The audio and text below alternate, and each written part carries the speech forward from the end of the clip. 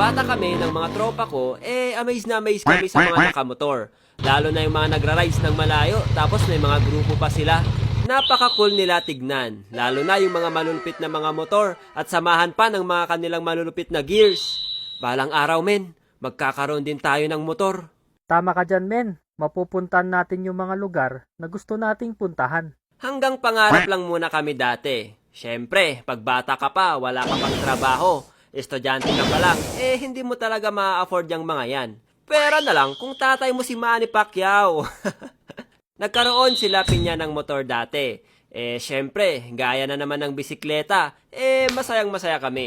Sakto kasi, hindi ako marunong gumamit ng motor. At yung motor nila pinya, yung pinagpraktisan namin. Salitan lang kami sa paggamit at hindi kami pwede lumayo dahil wala pa kaming mga lisensya. Ilang araw lang namin siya pinagpraktisan kasi motor yun ng papa ni Pinya, kaya hindi namin siya